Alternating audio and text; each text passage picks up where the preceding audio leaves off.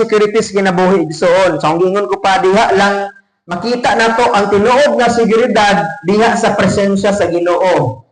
Naa kay Ginoo sa kinabuhi igsoon kung ana kay kalinaw, naa kay securities kinabuhi nga naman ang Dios mao atong tigpanalipod, siya atong proteksyon, siya ang mag-amuma sa atoa. Amen. Siya ang Dios ingon ang Bible, siya atong magbalantay, walay magkulang sa ato ang anuman, siya ang maghatag sa tanan tong gikinahanglan, mahadlok man ka tagaan kaniya kaisog, na kay kaluya tagaan kaniya kadasig, na man kas mga kagubo tagaan kaniya kalinaw mga igsoon. Nganuman nganong si Lord man ang ato ang tinuod nga security. Nganuman unang-una tungod kay siya ang naghawid og tag-iya sa atong kinabuhi. Amen. Siya ang naghawid og ang tag-iya sa atong kinabuhi. Matud pa ang John 15 verse 7, wala gid mo'y mabuhat kung dili pinaagi nako.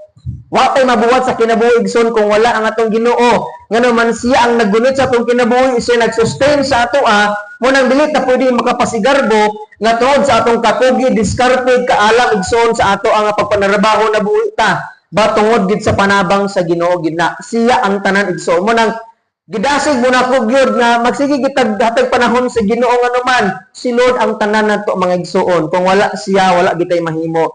Ang ubang mga tao lang tungod kay nagarbuso na kayo sila, mag-focus sila silang negosyo, silang trabaho, wala na panahon sa Ginoo, maabot ang panahon igsoon nga magmahay na niya sila nga naman, wala sila tagaig panahon sa Dios.